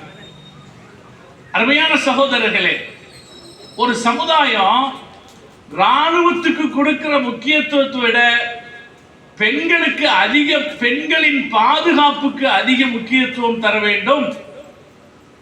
இது நம்முடைய தலைவர் முஹம்மது ரசூலுல்லாஹி ஸல்லல்லாஹு அலைஹி வஸல்லம் அவர்களுடைய வழிகாட்டுதல். இன்னைக்கு ராணுவத்துக்கு தான் நம்ம நாட்டில் ஒரு பட்ஜெட் தயார் பண்ணாங்கன்னா அந்த பட்ஜெட்ல அதிகமான காசு எதுக்கு ஒதுக்குவாங்க? ராணுவத்துக்கு ஒதுக்குவாங்க. அதுவும் கேள்வி கணக்கில்லாத காசு. நீங்க ஒரு ரயில்வே டிபார்ட்மெண்ட்டுக்கு ஒரு 100 கோடி ரூபாய் ஒதுக்குனாங்கன்னா அந்த ரயில்வே டிபார்ட்மெண்ட் 100 கோடி ரூபாய்க்கு அக்கவுண்ட் படி சரியான கணக்கு காட்டணும். ஆனா ராணுவத்துக்கு 5000 கோடி ஒதுக்கினாலும் அதுக்கு அது சரியா கணக்கு காட்ட வேண்டிய அவசியம் இல்லை. அதிகப்படியான நிதி ஒதுக்கப்படுகிறது. அந்த நிதிக்கு நீங்கள் கணக்கு காட்ட வேண்டியதில்லை என்ற சலுகை தரப்படுகிறது. இவ்வளவு சலுகையும் முக்கியத்துவமும் ராணுவத்துக்கு செலவிடப்படுகிறது. ஆனால் நம்முடைய தலைவர் முஹம்மது ரசூலுல்லாஹி ஸல்லல்லாஹு அலைஹி வஸல்லம் அவர்கள் உலகத்துக்கு சொல்லுகிற ஒரு செய்தி இருக்கிறது. நீங்கள் ராணுவத்துக்கு செலவழிப்பதை விட பெண்களின் பாதுகாப்புக்கு அதிக முக்கியத்துவம் தர வேண்டும். முஹம்மது ரசூலுல்லாஹி ஸல்லல்லாஹு அலைஹி வஸல்லம் அவர்களை பற்றிய ஒரு செய்தியை அப்துல்லாஹ் இப்னு அப்பாஸ் ரலியல்லாஹு தஆலா அன்ஹு அவர்கள் குறிப்பிடுகிறார்கள். நபி ஸல்லல்லாஹு அலைஹி வஸல்லம் அவர்கள் உரையாற்றிக் கொண்டிருக்கிற போது ஃபகாம ரஜுலுன், ஒரு சஹாபி வந்தார். ஃபகால, அவர் சொன்னார், யா ரசூலல்லாஹ், அல்லாஹ்வின் தூதரே, இன்ன இம்ரஅதி ஹரஜத் ஹஜ்ஜத்தன், என் மனைவி ஹஜ்ஜுக்கு புறப்பட்டு போயிருக்கிறார். வ அனக்தப்து ஃபீ கஸ்வதி கதா, நானும் இந்த யுத்தத்திற்கு போவதற்கு என் பெயர் சேர்க்கப்பட்டிருக்கிறது. என் மனைவி ஹஜ்ஜுக்கு புறப்பட்டிருக்காங்க, நான் ஒரு யுத்தத்திற்கு பங்கேற்க வேண்டும் என்று என் பெயர் எழுதி தரப்பட்டிருக்கிறது, நான் என்ன செய்வது என்று கேட்டபோது, இப்ப நீங்களும் நானுமா இருந்தா என்ன சொல்லுவோம்? யுத்தத்துக்கு போறதா? அவங்க மனைவி ஹஜ்ஜுக்கு போறாங்க, இவரு யுத்தத்துக்கு போறதுக்கு பேர் கொடுத்திருக்காரு. இஸ்லாம் என்ன சொல்லுன்னு நாம நினைக்கிறோம்? இஸ்லாம் என்ன சொல்லுன்னு நாம நினைக்கிறோம்? கொஞ்சம் யோசிங்க, இஸ்லாம் என்ன சொல்லி இருக்கும்? முஹம்மது ரசூலுல்லாஹி ஸல்லல்லாஹு அலைஹி வஸல்லம் அவர்கள் சொன்னார்கள், இன்தலிக் ஃபஹுஜ்ஜ மஅ இம்ராத்திக், நீ உன் மனைவியோடு போ, அவரோடு சேர்ந்து ஹஜ் செய் என்று முஹம்மது ரசூலுல்லாஹி ஸல்லல்லாஹு அலைஹி வஸல்லம் அவர்கள் சொன்னார். இது சஹீஹுல் புகாரியிலும் முஸ்லிமிலும் இடம்பெற்றிருக்கிற ஹதீஸ். இப்ப நபி ஸல்லல்லாஹு அலைஹி வஸல்லமுடைய பார்வை பெண்களின் பாதுகாப்பு ராணுவத்திற்கான பாதுகாப்பை விட, ராணுவத்திற்கான அக்கறையை விட முக்கியத்துவம் வாய்ந்தது. இன்றைக்கு இருக்கிற சூழ்நிலையிலே நம்முடைய பெண்களுக்கான பாதுகாப்பு பிற கல்லூரிகளில் எந்த அளவுக்கு இருக்கிறது என்பதை முஸ்லிம் பெற்றோர்கள் ஓரளவுக்கு உணர்ந்து வருகிறார்கள். நான் கோட்டாரிலே இங்கே தொடங்கி இந்த கல்லூரியை நடத்தக்கூடிய ஆலிம் பெருமக்களை மனதார பாராட்டுகிறேன். இந்த பகுதி தமிழகத்தில் முஸ்லிம்கள் தொன்மையாக வாழ்ந்த பகுதிகளில் ஒன்று. இடைக்காலத்தில் சில பிரச்சனைகள் ஏற்பட்டு ஓரளவு சீர்திருத்தத்தை நோக்கி சமூகம் சென்று கொண்டிருக்கிற சூழ்நிலையில் மிக அத்தியாவசியமான ஒரு பொறுப்பை உணர்ந்து இந்த கடமையை செய்ய தொடங்கி இருக்கிறீர்கள். இந்த நிறுவனம் இன்னும் அக்கறை செலுத்தப்பட்டு இந்த நிறுவனம் இன்னும் சிறப்பாக வளருமானால் இன்றைய சமூகத்தின் தேடலாக இந்த நிறுவனம் அமையும். ஒவ்வொரு பெற்றோரும் 12வது வகுப்பு படித்த பிறகு தங்களது பிள்ளைகளுக்கு பாதுகாப்பான ஒரு கல்வியை தேடிக்கொண்டு கல்விக்கூடத்தை தேடிக்கொண்டிருக்கிற சூழ்நிலையில இத்தகைய கல்வி நிறுவனங்கள் இன்றைய சமூகத்தின் மிகப்பெரிய தேவை. நிச்சயம் நான் சொல்லுவேன், இதன் பெருமையை இங்கு இருக்கிற மக்கள் உணர்கிற போது அடுத்தடுத்து வருகிற காலகட்டங்களில் இந்த நிறுவனர்களின் வீட்டு வாசல்களில் எங்களுக்கும் ஒரு சீட்டு தாருங்கள் என்று மக்கள் கேட்டு நிற்கிற ஒரு சூழ்நிலை வெகு விரைவில் உருவாகும். அல்லாஹ் தௌஃபீக் செய்வான். இது காலத்தின் தேவை. எந்த பெற்றோர்கள் புத்திசாலிகளாக இருக்கிறார்களோ, தங்களது பிள்ளைகளுக்கு படிப்பு கொடுப்பதை விட படிப்பு கொடுப்பதற்கேற்ப கல்வியை கொடுக்கிற அளவுக்கு அவர்களை கண்ணியத்தோடு வாழ வைப்பது முக்கியம் என்று எந்த பெற்றோர்கள் நினைக்கிறார்களோ அந்த பெற்றோர்கள் இது மாதிரியான கல்வி நிறுவனங்களை நிச்சயம் தேர்ந்தெடுப்பார்கள். எனவே ஒரு அருமையான காலகட்டத்தில் இந்த வேலையை அவங்க தொடங்கி இருக்கிறாங்க. அந்த ஆலிம் பெருமக்களை நான் மனதார பாராட்டுகிறேன். இங்கு மாத்திரமல்ல, பல பகுதிகளிலும் அவர்கள் தொடங்கி இருக்கிறார்கள். அவர்கள் தொடங்கி இருக்கிற எல்லா இடங்களிலும் அந்தந்த நிறுவனங்களை மிகச் சிறப்பாக நடத்தி செல்ல எல்லாம் வல்ல இறைவன் தௌஃபீக் செய்தல் புரிவானா. நாமும் அக்கறை செலுத்தணுங்க. இன்னைக்கு இருக்கிற சூழ்நிலையை தெரிஞ்சுக்கிட்டு மக்களும் அக்கறை செலுத்தணும். இன்னைக்கு இருக்கிற மற்ற கல்வி நிறுவனங்கள் எப்படி இருக்கிறது, அங்கே நம் பிள்ளைகளை நாம் அனுப்பி வைக்கிற வயது வந்த நம்முடைய பெண் குழந்தைகளை அனுப்பி வைக்கிற போது அங்கே அவர்களுக்கு என்ன மாதிரியான சூழ்நிலை இருக்கிறது என்பதை சிந்தித்து பார்க்க வேண்டிய கடமை முஸ்லிம் பெரியவர்களுக்கும் இருக்கிறது, தாய்மார்களுக்கும் இருக்கிறது. இது மாதிரி கிடைத்திருக்கிற வாய்ப்பை அவர்கள் சிறப்பாக பயன்படுத்திக் கொள்ள வேண்டும். எனவே நான் இங்கு வந்திருக்கிற உங்கள் ஒவ்வொருவரையும் கேட்டுக்கொள்வேன், நாம் இதன் பிரச்சாரகர்களாக ஆக வேண்டும். சில பேர் இதுக்கு உதவி செய்வாங்க காசால, அதுக்கு அல்லாஹ் அதுக்குரிய நன்மையை கொடுப்பான். நம்மால காசால உதவி செய்ய முடியாட்டி கூட வாயால உதவி செய்யலாமா இல்லைங்களா? இப்படி ஒரு மதரசா நடக்குது. உங்க புள்ள 12வது படிச்சிருச்சா, படிச்சதுக்கு அப்புறம் அல்லது 10வது படிச்சிருச்சா, படிச்சதுக்கு அப்புறம் எங்க கொண்டு போய் சேர்க்க போறீங்க, வாங்க இப்படி ஒரு நிறுவனம் இருக்கிறது என்று நம்முடைய நாவால் இந்த கல்வி நிறுவனத்தின் பெருமையை சொல்லி மக்களுக்கு வழிகாட்ட முடியும். அது இந்த கல்வி நிறுவனத்திற்கு செய்கிற உபகாரமாகவும் சமுதாயத்தின் கண்ணியத்தை பார்க்கிற ஒரு சிறப்பான ஏற்பாடாகவும் அமையும். இன்ஷா அல்லாஹ் நம்ம எல்லாம் உறுதி ஏற்கலாங்களா? ஒரு தடவை உறுதி ஏற்போம். இந்த செய்தியை நான் கொண்டு போய் சேர்ப்பேன்னு சொல்லுவோம். நாளைக்கு பார்க்குறவங்கள்ட்ட சொல்லலாம், நேற்றுக்கு ஒரு பட்டமளிப்புடா நடந்துச்சு, நாங்கள் போனோம், அங்கே இப்படி சொன்னாங்கன்னு சொன்னா இந்த செய்தி தானா பரவும். எனவே அப்படி அந்த வகையிலாவது நாம் இந்த நிறுவனத்தின் வளர்ச்சிக்கு உதவி செய்யணும். இப்ப இந்த பெண்கள் கல்லூரிங்கிறது ஒரு வகையில எதற்கு அத்தியாவசியமா இருக்குன்னா பெண்களுடைய பாதுகாப்புக்கு அத்தியாவசியமா இருக்கு. இன்னொரு வகையில சமூகத்தின் சீர்திருத்தத்திற்கு மிக அத்தியாவசியமானது.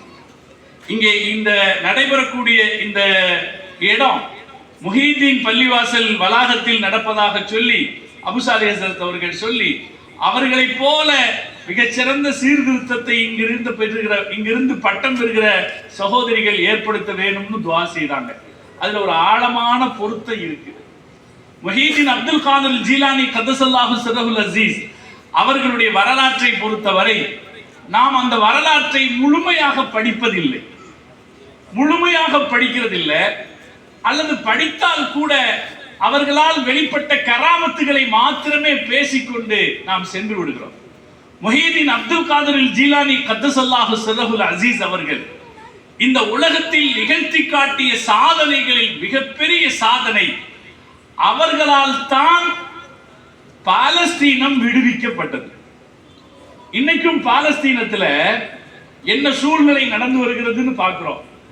இதே மாதிரியான இதைவிட மோசமான ஒரு காலகட்டத்தில் தான் அன்று பாலஸ்தீனம் சிலுவை யுத்தக்காரர்கள் கைகளில் சிக்கி இருந்தது. சிலுவை யுத்தக்காரர்கள் ஜெருசலத்தை கைப்பற்றினார்கள். ஜெருசலத்தை மட்டுமல்ல, தமாஸ்கஸ் நகரம் வரைக்கும், திமஷ்க் வரைக்கும் பல முஸ்லிம் நகரங்களை சிலுவை யுத்தக்காரர்கள் கைப்பற்றி இருந்தார். அதை மீட்பதற்கான சிந்தனை இல்லாமல் முஸ்லிம் அரசர்கள் இருந்தார். நான் சகோதரர்களே, நான் இதை அடிக்கோடிட்டு பதிவு செய்ய விரும்புகிறேன். அன்றைக்கு சிலுவை யுத்தக்காரர்களிடத்திலே சிக்கி இருந்த பாலஸ்தீனத்தை மீட்பதற்கான சிந்தனை இல்லாதவர்களாக, சக்தி இல்லாதவர்களாக என்று அல்ல, சிந்தனை இல்லாதவர்களாக அன்றைக்கு இருந்த அரசர்கள் இருந்தார்கள். அன்றைக்கும் முஸ்லிம்களில் ஒரு பேர் அரசாங்கம் இருந்தது. அப்பாசிகளுடைய அரசு, பகதாதை தலைமையமாக கொண்டு அப்பாசிகளுடைய அரசு இருந்தது. அந்த ஆட்சியாளர்கள் பாலஸ்தீனத்தை மீட்கிற முயற்சியில் ஈடுபட்டதாக வரலாறு இல்லை. ஆச்சரியமாக இருக்கிறது, அந்த வரலாறு இல்லை. இவங்க இப்படி ஒரு முயற்சி செய்தாங்க அப்படின்னு ஒரு வரலாறு இல்லை.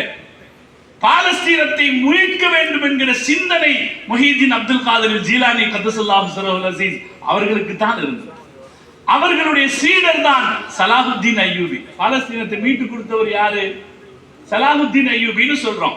சலாஹுத்தீன் அய்யூபியினுடைய படையிலே முஹியுத்தீன் ஷேഖனுடைய மூத்த மகன் ஒரு படை தளபதியாக இருந்தார் என்ற வரலாறு இருக்கிறது.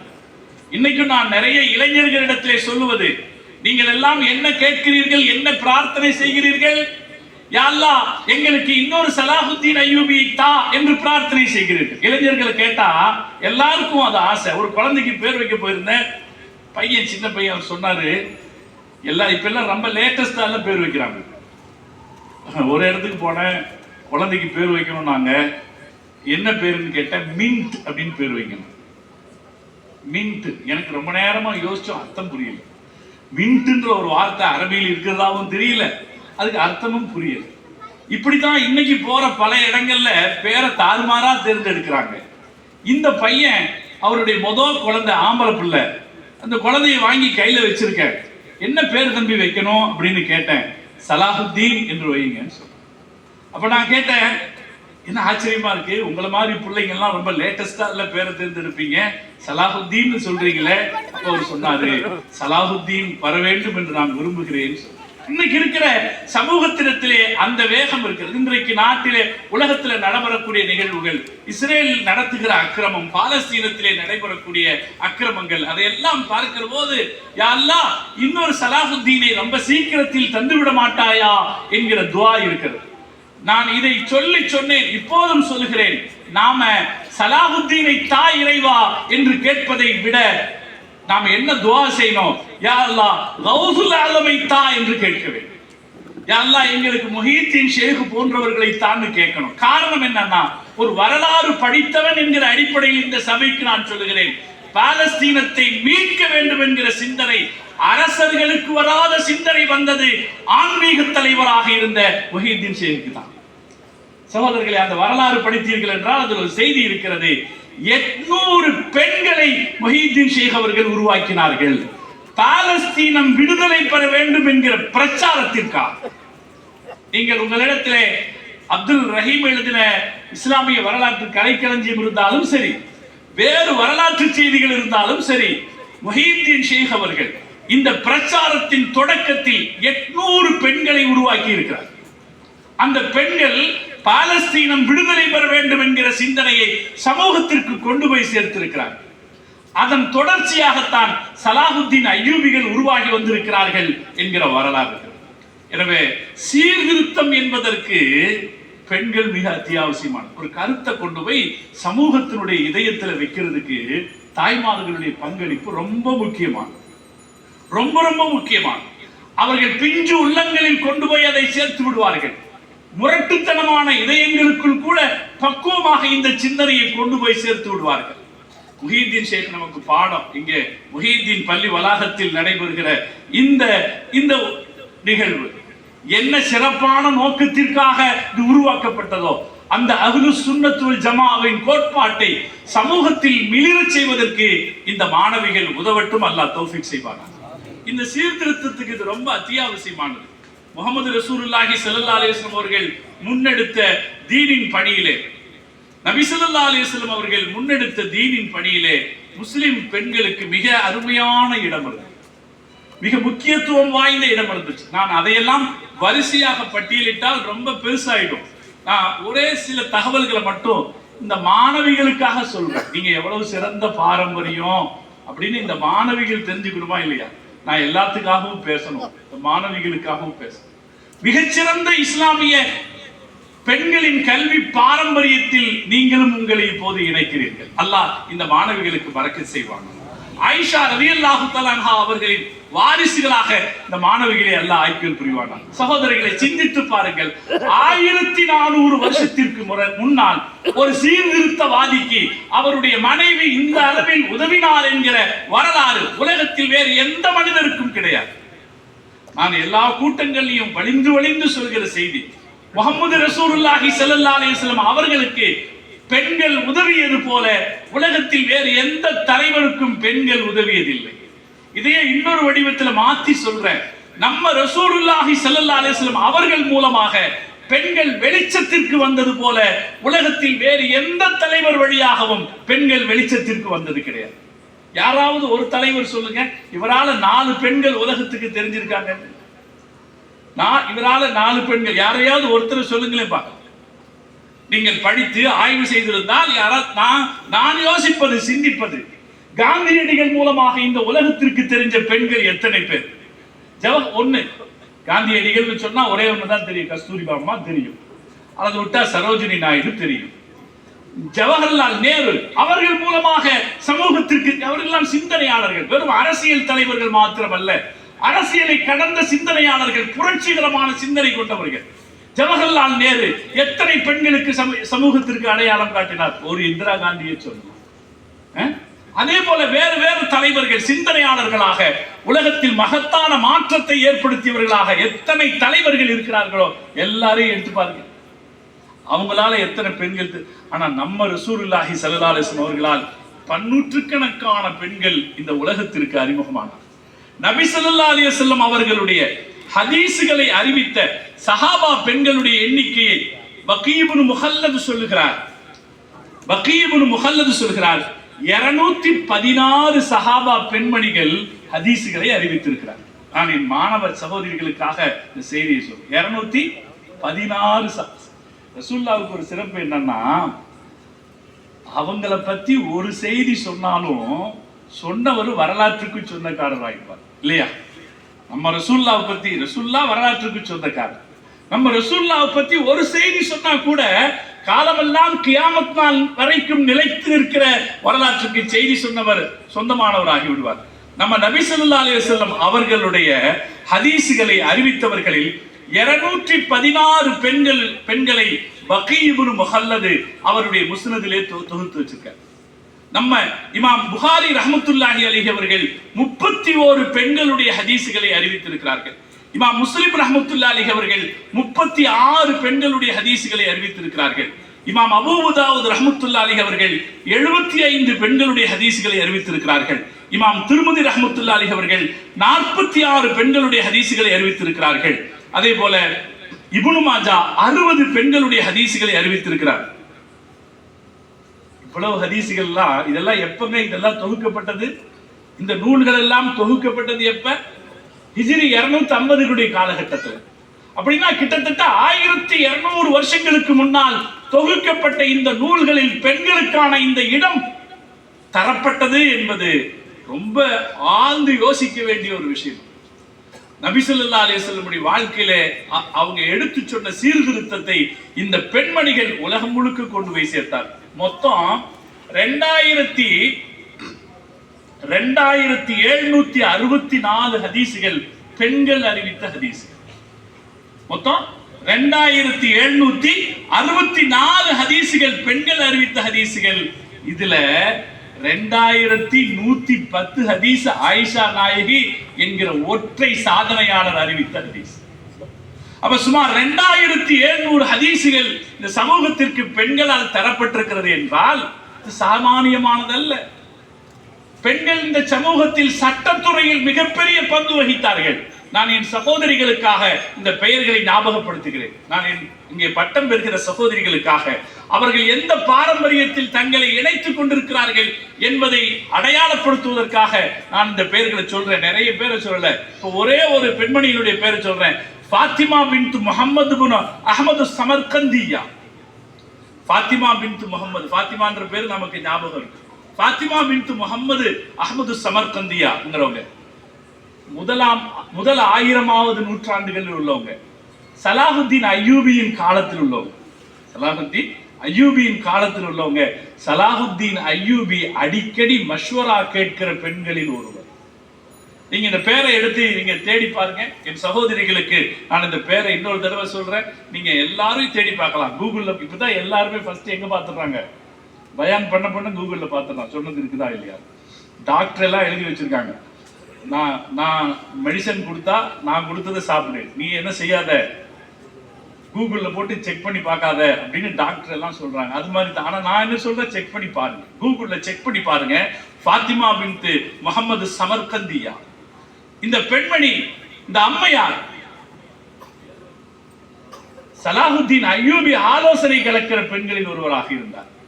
சலாஹுத்தீன் அய்யூபி மாத்திரமல்ல, சலாஹுத்தீன் அய்யூபியை போலவே இஸ்லாமிய வரலாற்றுக்கு மிகப்பெரிய வீரராக இருந்தவர் நூருத்தீன் ஜங்கி. நூருத்தீன் ஜங்கி தன்னுடைய முக்கியமான ஆலோசனைகளுக்கு இந்த ஃபாத்திமா பின்த் முகமது அம்மா இடத்திலே வருவார்னு வருது. இந்த அம்மையார் அவங்களுடைய தகப்பனாரு ரொம்ப பெரிய சட்ட அறிஞர். துஹ்ஃபத்துல் ஃபுகஹா அப்படின்னு ஒரு ஹனஃபி மதுஹபுடைய சட்ட நூல் எழுதியிருக்கிறார் அவங்க தகப்பனார். அந்த சட்ட நூலுக்கு அந்த சட்ட நூல் அவருடைய மகதான் இந்த அம்மா. வரலாறு சொல்லுது, தந்தை ஃபத்வா வெளியிடுகிற போது, தந்தை ஃபத்வாக்கள் வெளியிடுகிற போது அவருடைய கையெழுத்தோடு சேர்ந்து அவருடைய மகள் இந்த அம்மாவுடைய கையெழுத்தும் இருக்குமா. ஃபீஹா தௌகீரானி, 2 கையெழுத்துகள் இருக்கும். ஒண்ணு அவங்க அத்தா முஃப்தி அவருடைய கையெழுத்து, 2வது அவருடைய மகள் இந்த அம்மா ஃபாத்திமா பின்த் முஹம்மது சமர்கந்தியாவுடைய அவங்க கையெழுத்து. இந்த அம்மா அவங்களுடைய தகப்பனாரு சிறந்த அறிவாளி, இந்த அம்மாவும் சிறந்த அறிவாளி.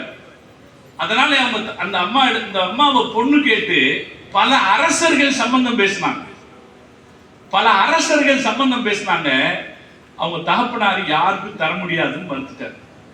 அவர் பொருத்தமான ஒரு ஆளை தேடிக்கிட்டு இருந்தார். பொருத்தமான ஒரு ஆள் கிடைக்கணும்னு. ஆளுங்கள் அல்லவா, பணத்திற்கோ அதிகாரத்திற்கோ அவர்கள் மசியல. பொருத்தமான ஒரு ஆள் வேணும், கல்வித்துறையிலே தன்னை ஈர்க்கிற ஒரு பேர் வேணும்னு நினைச்சார். அப்போது அவருக்கு கிடைத்தார் அவருடைய மாணவராக அலாவுத்தீனுல் காசானி ஒரு மாணவர் இருந்தார். அந்த மாணவர் மிகச்சிறந்த அறிவு நுட்பம் பெற்றவராக இருந்தார். அவரு தன்னுடைய உஸ்தாதனுடைய துஹ்ஃபத்துல் ஃபுகஹா அப்படிங்கிற ஹனஃபி சட்ட நூலுக்கு விரிவுரை எழுதினார். உலகத்தில் ஹனஃபி மதுஹபை பற்றி எழுதப்பட்ட நூல்களிலேயே அதுதான் மிக பிரமாண்டமான நூல். பதாயிஉ ஸனாய அதுக்கு பேர். பதாய் இங்கிருந்து ஆரம்பிச்சா இது வரைக்கும் நிற்கும். ஒரு கண்ணில் பார்க்க முடியாது. இப்படி ஆரம்பிச்சு இப்படி வரணும்.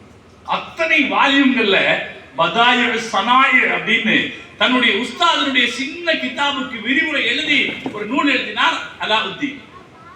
அவங்க உஸ்தாது ரொம்ப பிடிச்சிருச்சு. என் மாணவர் என்னுடைய நூலுக்கு இவ்வளவு விரிவுரை செய்தாரா அப்படின்னு சொல்லி அவருக்கு தன்னுடைய மகளை கல்யாணம் பண்ணி கொடுத்தார். அலாவுத்தீன் காசானி இவ்வளவு பெரிய சட்ட நூல் எழுதியவர். வரலாறு சொல்லுகிறது, பிற்காலங்களில் அலாவுத்தீன் காசானி சட்டம் சொல்லுகிற போது உள்ளே இருந்து அவருடைய மனைவி திருத்தி கொடுப்பார். இந்த சட்டத்தில் இது இப்படி இருக்கிறது, அதற்கு காரணத்தையும் சொல்லி காட்டுவார். இதுல இந்த மாற்றம் இருக்குன்னு சொல்றார். உடனே அலாவுத்தீன் கோவிக்க மாட்டார். மனைவி என்ன தன்னை திருத்துறதுன்னு கோவிக்க மாட்டாரா. அவர் உடனே துவா செய்வார், நல்லது செஞ்சு. ஏன்னா இது தீன், இது எனக்கோ உங்களுக்கோ சொந்தம் இல்லை, இது அல்லாஹ்வுக்கு சொந்தமான தீன். அல்லாஹ்வுக்கு சொந்தமான தீன் சரியா சொல்லப்படணும்னா திருத்தி கொடுக்கிற இடத்திலெல்லாம் துவா தான் நாம செய்வோம். அவர் துவா செய்தாரு, துவா சொல்லி அவர் செய்வார். அதுக்கப்புறம் அந்த அம்மா சொன்ன திருத்தத்தின்படி அவர் ஃபத்வா வெளியிடுவார். அலாவுத்தீன் காசானி மனைவி மீது எவ்வளவு பிரியம் வச்சிருந்தாருன்னா, இந்த அம்மா இறந்து போயிடுறாங்க. இறந்து போன பிறகு ஒவ்வொரு வியாழக்கிழமையும் தவறாமல் தன்னுடைய மனைவியை ஜியாரத் செய்கிற பழக்கம் இருந்தது. 6 வருஷம் அவர் அதிகமா வாழ்ந்திருக்காரு. இந்த 6 வருஷமும் வாரந்தோறும் தன்னுடைய மனைவியை அவர் ஜியாரத் செய்வார். காரணம் என்ன? தன்னுடைய பணிக்கு அந்த பெண்மணி செய்த உபகாரத்தை நினைத்து நினைத்து அவர் ஜியாரத் செய்வார். என் அருமை சகோதரிகளே, நான் உங்களை கேட்டுக்கொள்வேன், இஸ்லாம் இத்தகைய மகத்தான பெண்களின் பாரம்பரியத்தை கொண்ட மார்க்கம். தீனுக்கும் சமூகத்திற்கும் மிகப்பெரிய பங்களிப்பை செய்த பெண்களை கொண்ட மார்க்கம். அந்த பங்களிப்பிலே நீங்கள் இந்த சகோதரிகள் உங்களை இணைத்துக் கொண்டிருக்கிறீர்கள். இன்றைய காலகட்டம் இது எப்படிப்பட்ட காலகட்டம்னா, நம்ம தமிழ்நாட்டில் மிகப்பெரிய அளவிலே தௌஹீதின் பேரிலே கொள்கை குழப்பங்கள் ஏற்பட்டு, பிளவுகள் ஏற்பட்டு, சச்சரவுகள் ஏற்பட்டு, கல்யாண வீட்டிலிருந்து கபிரிஸ்தான் வரைக்கும் நிம்மதி இல்லாத சூழ்நிலை ஏற்பட்டு, சாதாரண சாக்கடை அள்ளுகிறவர்களிருந்து காவல்துறை அதிகாரிகள் வரைக்கும் சர்ச்சைகள் நம்மை பற்றி கேலி பேசுகிற ஒரு காலகட்டத்தில் கொஞ்சம் சர்ச்சைகள் எல்லாம் ஓய்ந்து மக்கள் எது சரியானதாக இருக்கும் என்று கொஞ்சமாக சிந்திக்க ஆரம்பிக்கிற காலகட்டத்தில் நாம் இருக்கிறோம். அவங்க தங்களுடைய தலைவர்களை பத்தி தெரிஞ்சுக்கிட்டாங்க. இவங்க யாரு, இந்த அமைப்பு யாரு, இந்த அமைப்பின் தலைவர்கள் யாரு. அவங்களுடைய சொந்த வாழ்க்கையை பத்தி தெரிஞ்சுக்கிட்டதை பத்தி நான் பேசல. ஏன்னா இந்த சொந்த வாழ்க்கையை பத்தி இந்த மக்கள் ஆரம்பத்திலிருந்தே கவலைப்படல. நமக்கு தீன் சொல்றவன் எந்த அளவில் யோக்கியன் என்று ஆரம்பத்திலிருந்தே அவங்க சிந்திக்கவே இல்லை. இவருடைய அயோக்கியத்தனங்கள் எல்லாம் ஆரம்பத்திலிருந்து தெரிந்தே இருந்தது. இவன் தொழுகைக்கு வர மாட்டான், ஜகாத்து கொடுக்க மாட்டான், வேற நல்ல காரியம் செய்ய மாட்டான் என்று அவர்களுடைய தலைவர்களை பற்றி, அது மட்டும் இல்லை, இவனை பெண்கள் பக்கத்தில் விடக்கூடாது, அதெல்லாம் தெரிஞ்சிருந்தது. இத்தனையும் தெரிந்திருந்தோம், யோக்கியத அம்சங்கள் அத்தனையும் தெரிந்திருந்தும் கூட இவர்கள் பின்பற்றுவதற்கு எந்த வகையும் யோக்கியதாம்சம் இல்லாதவர்கள் தெரிஞ்சும் கூட பின்னாடி போனாங்க. அது வேற. ஒழுக்க யோக்கியதாம்சத்தை சொல்லல, கருத்து ரீதியாக இவர்கள் எல்லாம் சொன்ன கருத்துக்கள் ரொம்ப தவறானவை என்பதை புரிந்து கொண்டு வருகிறார்கள். நேற்றுக்கு ஒருத்தர் சொல்றான், சனா ஓதுறத கூடாது. இந்த ஹனஃபி மதஹ்புல தொழுகைக்கு ஆரம்பத்துல நம்ம வஜ்ஜஹத் ஓதுறோமா இல்லையா? வஜ்ஜஹத் ஓதுற மாதிரி சனா ஓதுவாங்க. சனா ஓதுற ஹதீஸ பிதஅத்துன்னு சொல்லி இத்தனை காலம்னு சொல்லிட்டு இப்ப கபிரிஸ்தானுக்கு போறதுக்கு முந்தானா 4 நாள் தான் இருக்குங்கிற நிலையில் இப்ப என்ன சொல்றான், சனாவை பத்தி நாங்க சொன்னது அது சரியில்லை, அது வந்து பலவீனமானதல்ல, அது ஆய்வில் ஏற்பட்ட குறை, இப்ப எங்களுக்கு அது சரியானதுன்னு தெரிஞ்சிருக்குன்னு சொல்றான். இதை வைத்து ஒரு இளைஞன் சொல்றான், ரொம்ப ஆச்சரியமா இருக்குது, இனி எந்தெந்த விஷயத்திலெல்லாம் இவர்கள் வாழ்க்கையை மிஞ்சி இருக்கிற காலகட்டத்திற்குள்ளாக இனி எந்தெந்த விஷயத்திலெல்லாம் இவர்கள் பின்வாங்க போவார்கள் என்பது எங்களுக்கு அதிர்ச்சியாக இருக்கிறதுன்னு சொன்னார். இன்றைக்கு இருக்கிற சூழ்நிலையில இயக்கங்கள் மீது ஒரு வெறுப்பும் அதிருப்தியும் ஏற்பட்டிருக்கிற நிலையில சுன்னத் ஜமாத்தை நோக்கி, சத்திய வழியை நோக்கி மக்களை அழைக்க வேண்டிய, கொண்டு வர வேண்டிய கடமை இருக்கு. வர தயங்கிட்டு நிக்கிறான், பல பேர் வர தயங்கிட்டு இருக்கான், அந்த பக்கமே நின்றுட்டு இருக்கான், இன்னும் வரல. ஆனா கொண்டு வருவதற்கு ஏதோ சில தடைகள் தடையாக இருக்கு. இந்த சூழ்நிலையில அவர்களை இதை நோக்கி கொண்டு வர வேண்டும் என்றால் ஆண்களும் முயற்சி செய்யணும், பெண்களும் முயற்சி செய்யணும். இந்த கொள்கை குழப்பவாதிகள் பெண்களை பயன்படுத்தித்தான் அதிக பிரச்சனைகளை ஏற்படுத்தினார். அதிக பிரச்சனைகளை வீட்டுக்குள்ளே முசல்லாவோடு முடங்கி இருந்த பெண்களை வெளியிலே தெருவுக்கு வரவழைத்து காவல்காரர்களுடைய முன்னிலையில் கையை உயர்த்தி கோஷம் போட வைத்தார்கள். இதை தவிர எதுவுமே செய்யல.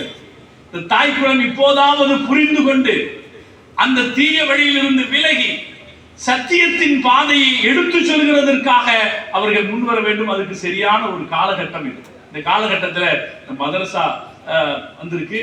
இங்க இருக்கிற மாணவிகள் அவங்க அதற்கேற்ப தங்களை தயார்படுத்திக் கொள்ளணும். நான் இந்த மதரசாவுடைய உஸ்தாத்மார்கள்ட்ட சொல்லுவேன், ரொம்ப முக்கியமான நேரம். நாம இந்த குழப்பவாதிகளை பத்தி கூட யோசிக்க வேணாம். ரெண்டும் இல்லாம அந்த பக்கம் இந்த பக்கம் நிக்கிறாங்க பாருங்க, அவங்கள நம்ம சுன்னத் ஜமாத்துக்கு கொண்டு வருவது எப்படி அப்படின்னு யோசிச்சு அதற்கேற்ற நடைமுறைகளை நம்ம கையாளணும். நான் சொல்லுவேன் உஸ்தாத்மார்கள்ட்ட, இந்த பிள்ளைங்களை இன்னைக்கு ஜனங்கள்கிட்ட போய் ரீச் ஆகுறது பயானெல்லாம் இல்லை, பயானெல்லாம் ரொம்ப கம்மியா தான் ரீச் ஆகுது. சீக்கிரமா போய் ரீச் ஆகுறது இன்ஸ்டாகிராம் இல்லைங்களா? சீக்கிரமா போய் ரீச் ஆகுறது இன்ஸ்டாகிராம். 5 நிமிஷம் 10 நிமிஷம் பேசினா கேட்க மாட்டான். எத்தனை பேசணும்? 30 செகண்ட், 60 செகண்ட், 120 செகண்ட் பேசினா தான் கேட்பாங்க. இந்த செகண்டுக்கு உள்ளாரே அவர்களுடைய இதயத்தை போய் சேர்வது போல கருத்துக்களை சொல்லுகிற பெண்களை உருவாக்க, அது நம்மளுடைய கடமை. பெண்கள் முகத்தை காட்டலாமா காட்டக்கூடாதா அப்படின்னு ஒரு கருத்து வேறுபாடு இருக்கு. முகத்தை காட்டலைனாலும் பரவாயில்லை, நம்ம முகத்தை மறைச்சு கூட என்ன செய்யலாம், சில செய்திகள் கொண்டு போலாம். நீங்க சில இன்ஸ்டாகிராம் வீடியோக்களை பார்த்திருப்பீங்க. ஒண்ணு என்னன்னா, நாவரணிபா பாடுறார், உருவமற்ற இறைவனுக்கு, நாவரணிபா தான் பண்ணாரு, உருவமற்ற இறைவனுக்கு உண்மையானவர். இந்த பாட்டு ஒலிக்குது. உடனே ஒரு பொண்ணை ஓடி வந்து நிறுத்து நிறுத்து அப்படிங்க, நிறுத்து நிறுத்துன்னு சொல்லிட்டு, பாட்டு தப்பு, இந்த பாட்டு தப்பு, அல்லாஹ்வுக்கு உருவம் இருக்குன்னு குர்ஆன்ல அல்லாஹ் சொல்லியிருக்கான். ஒரு சின்ன ரீல் அவன் உபயோகப்படுத்துறான். இந்த ரீல் என்ன செய்து யோசிச்சு பாருங்க. வெள்ளந்தியாக இருக்கிற உள்ளத்துக்குள்ள எந்த கலங்கமும் இல்லாத ஒரு மனுஷங்கிட்ட போய் இந்த ஒரு வார்த்தை போய் சேரும் போது ஒரு குழப்பம் மனசுக்குள்ள போய் உட்காருமா இல்லையா? அதே போல இது மாதிரி பல விஷயங்கள்ல. அதே போல ஒரு அம்மா சும்மா இருக்கு, ஒரு பொண்ணு வருது, ஏமா நீ சும்மா இருக்க, குர்ஆன் ஓதிட்டு இருப்பிய, ஏன் ஓதறியா, இல்ல நான் இப்ப ஹைலா இருக்கேன் அதனால ஓதல. யார் சொன்னா ஹைலா இருக்கும்போது ஓதக்கூடாது? ஓதலாம். ஒரு 2 நிமிஷத்து ரீல், அந்த ரீல்ல ஒரு குழப்பத்தை கொண்டு போய் உட்கார வச்சிருக்கு. நாம ஒரு படையை தயார் பண்ணணும். இன்னைக்கு இருக்கிற ஊடகங்களை பயன்படுத்தி சமூகத்திற்கு செய்திகளை சொல்ற படை நெகட்டிவா வேண்டாம், பாசிட்டிவாகவே நல்ல முறையில அதே போல பெரிய ஃபசாது ஜனாசா வர்ற இடத்துல எல்லாம் பொம்பளைங்க ஜமாத்து நடத்துது இல்லைங்களா? இருக்கா? இந்த பக்கம் இருக்காது, பெண்கள் தொழுகிறது பெருசா வந்துட்டு. நாம என்ன செய்யணும்னா லேசா ஒரு கேள்வியை உண்டாக்கி வைக்கணும். என்னன்னா ஒரு நம்ம மதரசால் ஓதுற பிள்ளையவே வச்சு ஒரு கேள்வி, நபி ஸல்லல்லாஹு அலைஹி வஸல்லம் காலத்துல பெண்கள் ஒரு தடவையும் ஆண்கள் ஒரு தடவையும் ஜனாசா தொழுதார்கள் என்பதற்கு ஒரு ஆதாரம் கூட இல்லை. பெண்கள் தனியா தொழுதுட்டு அதுக்கப்புறம் ஆண்கள் தனியா தொழுதாங்கிறதுக்கு ஏதாவது ஒரு ஆதாரம் இருக்கா? ஒரு ஆதாரம் கூட கிடையாது. எப்படியாவது இந்த மக்களுடைய இதயங்களை நம் பக்கம் ஈர்க்கிற வழியிலே செய்திகளை கொண்டு போய் சேர்க்க வேண்டிய பொறுப்பு நமக்கு இருக்கு. அதனால இன்றைக்கு இருக்கிற ஊடகங்களை பயன்படுத்தி மதரசாக்கள் இந்த பயிற்சிகள், இப்ப பெண்கள் மதரசான்றது எப்படி ஆயிருக்கு அப்படின்னா, கல்யாண பத்திரிகையில முபல்லிகான்னு பேர் போடுறதுக்கு மட்டும்தான் பயன்படுதுன்னு இருக்கக்கூடாது. அந்த நிலைமை மாறும். சமூகத்தை சீர்திருத்துகிற பணியில் அவர்களுடைய பங்களிப்பு கொண்டு வரப்பட வேண்டும். ஆக்ககரமான வழியில் அவர்களுடைய பங்களிப்பு கொண்டு வரப்பட வேண்டும். நான் இங்கே பட்டம் பெறுகிற ஆலிமாக்களை, ஓதி கொடுக்கிற உஸ்தாதாக்களை, இந்த நடத்துகிற ஆலிம்களை கேட்டுக்கொள்வேன். நம் சகோதரிகளை இந்த வழியில உருவாக்கும். இன்றைய காலகட்டத்தில் சீர்திருத்தத்திற்கு என்ன தேவையோ அந்த தேவைக்கு ஏற்ப நம் சகோதரிகளை நாம் உருவாக்குவோம். அல்லாஹ் தௌஃபீக் செய்வானாக. ஆலிமாக்களை நான் மனசார பாராட்டுகிறேன். நீங்கள் பெற்றுக்கொண்டிருக்கிற இந்த கல்வி சாமானிய கல்வி அல்ல, இந்த உலகத்தில் ஆகச்சிறந்த கல்வி. குர்ஆனை சார்ந்த கல்வியும் படிப்பதை விட இந்த உலகத்தில் சிறந்த கல்வி, சிறந்த செல்வம் வேறு ஒன்று இருக்க முடியாது. ஒரு தடவை ஒரு சஹாபி உமர் ரலியல்லாஹு தஆலா இடத்திலே வந்து சொன்னார், வல்லினிமா வல்லாக்கெல்லாம், அல்லாஹ் உங்களுக்கு இவ்வளவு பெரிய அரசாங்கத்தை கொடுத்தானே, எனக்கு நீங்க ஒரு பதவி கொடுங்க அப்படின்னு கேட்டாங்க. அப்ப உமர் ரலியல்லாஹு தஆலா அவர்கிட்ட கேட்டாங்க, ஹல் மலக மினல் குர்ஆன், உனக்கு ஏதாவது குர்ஆன் தெரியுமான்னு கேட்டாங்க. அவர் சொன்னார், லா நக்ரா அல் குர்ஆன், குர்ஆன் எல்லாம் எனக்கு ஒன்றும் தெரியாது. அப்ப உமர் ரலியல்லாஹு தஆலா சொன்னாங்க, குர்ஆன் தெரியாதவர்களுக்கு நாம் அதிகாரம் தரமாட்டோம். அவர் உடனே போனார், குர்ஆன் படிக்கிறதுக்காக போயிட்டார். கொஞ்ச நாள் ஆச்சு, திரும்பி வரல. உமர் ரலியல்லாஹு தஆலா எதிர்பார்க்கிறாங்க, குர்ஆன் படிக்க போனாரே அவர் காணமே.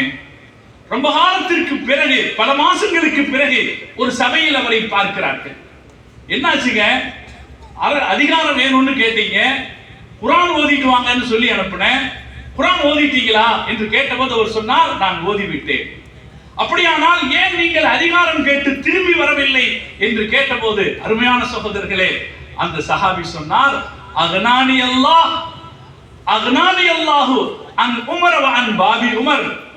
அல்லாஹு தஆலா எந்த குர்ஆனை நான் ஓதினேனோ, அதிகாரம் வேண்டும் என்பதற்காக உங்களை நாடி வந்தேன் முன்னாடி, அதற்கு பிறகு அதிகாரம் கிடைக்க வேண்டும் என்பதற்காக எந்த குர்ஆனை நான் ஓதி வந்தேனோ, அந்த குர்ஆன் உங்களிடமிருந்தும் உங்கள் வீட்டு வாசலிடமிருந்தும் என்னை தேவையற்றவனாக ஆக்கிவிட்டது.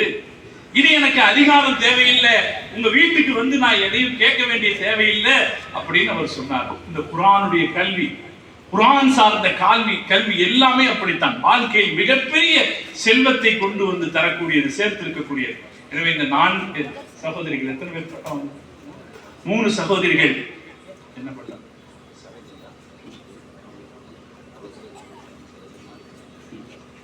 இங்க 3 பெண்கள் சஅதியா என்கிற பட்டம் பெறுகிறார்கள். அந்த பேருக்கும் அருமையான அர்த்தத்தை எனக்கு முன்னால் இருக்கிற ஆலிம்கள் சொன்னார்கள். சஅதியாங்கிறது முஹம்மது ரசூலுல்லாஹி ஸல்லல்லாஹு அலைஹி வஸல்லம் அவர்களுக்கு பால் கொடுத்த குடும்பம்.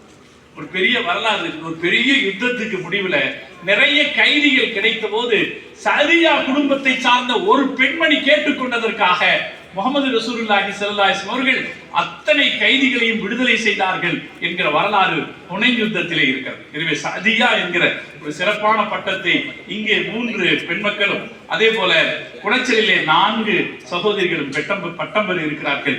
அவர்கள் வாழ்க்கையில் கிடைத்திருக்கிற ஆகப்பெரிய செல்வம், இந்த உலகத்தில் இருக்கிற வேறு எந்த செல்வத்தை விட சிறந்த செல்வம் அவர்களுக்கு கிடைத்திருக்கிறது. அல்லாஹ் இந்த சகோதரிகளை அவர்களுடைய குடும்பத்திற்கு பரக்கத்தானவர்களாக அல்லாஹ் ஆக்கியல் புரிவானாக. அவர்களது குடும்பத்திற்கு கண்குளிர்ச்சியாகவும் இந்த சமூகத்தின் கண்குளிர்ச்சியாகவும் அல்லாஹ் அவர்களை ஆக்கியல் புரிவானாக. அவர்களை சிறந்த முறையில் பயன்படுத்திக் கொள்கிற தௌஃபீக்கை அல்லாஹ் நம் அனைவருக்கும் தந்தல் புரிவானாக என்று துஆ செய்து, இந்த முதல் பட்டமளிப்பு விழாவில் உங்களோடு இவ்வளவு நேரம் பேசுவதற்கான வாய்ப்பை கொடுத்த சகோதரர்களுக்கு என்னுடைய மனமார்ந்த நன்றியை தெரிவித்து நிறைகிறேன். அல்ஹம்துலில்லாஹி ரப்பில் ஆலமீன். அஸ்ஸலாமு அலைக்கும் வரஹ்மத்துல்லாஹி வபரகாத்துஹு.